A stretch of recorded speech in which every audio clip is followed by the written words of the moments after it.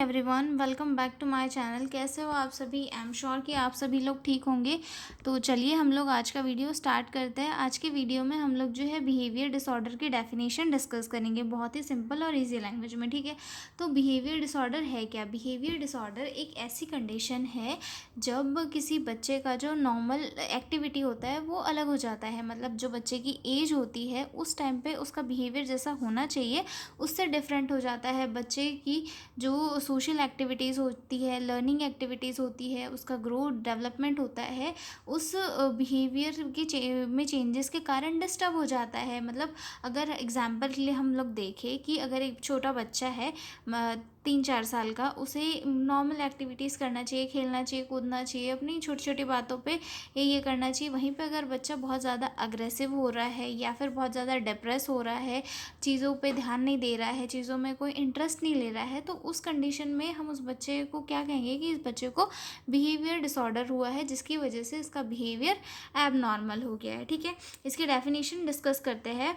Behaviour disorder is a condition in children where their actions, emotions or social behavior are not normal for their age and create problem in learning, adjustment और daily life. यानी कि behaviour disorder एक ऐसी condition होती है जहाँ पर बच्चों के जो एक्शंस होते हैं या फिर उनके जो इमोशन होते हैं या फिर सोशल बिहेवियर होता है वो नॉर्मल नहीं रहता है उनकी एज के अकॉर्डिंग, और जिनके कारण जो है उनकी स्टडी में, डेली लाइफ में काफ़ी सारे प्रॉब्लम्स क्रिएट होते हैं। जैसे कि फॉर एग्जांपल के लिए अगर हम देखें तो एक 7 साल का बच्चा है और वो रोज़ गुस्सा करता है बिना वजह, टीचर की बात नहीं मानता, दूसरे बच्चों को मार देता है और कंटिन्यूअसली ऐसा बिहेवियर करता है, तो हम उस बच्चे में ये मान सकते हैं कि कोई बिहेवियर डिसऑर्डर है, जिसके कारण जो है बच्चे का जो बिहेवियर है वो एबनॉर्मल हो चुका है। ठीक है, एक और डेफिनेशन लिखी हुई है, उसे भी डिस्कस करेंगे हम लोग।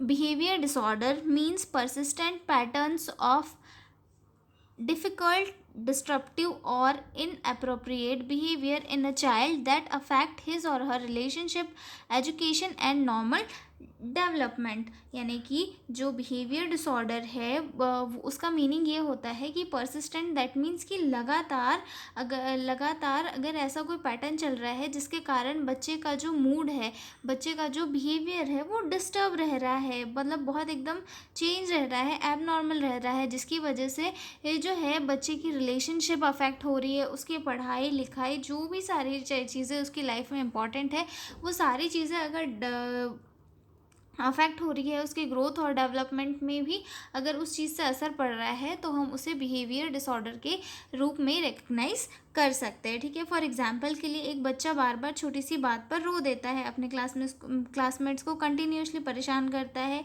या फिर हर वक्त रूल तोड़ता है, ये बिहेवियर डिसऑर्डर के साइन हो सकते हैं। हम लोग मान सकते हैं कि इस बच्चे में जो है बिहेवियर डिसऑर्डर हो सकता है।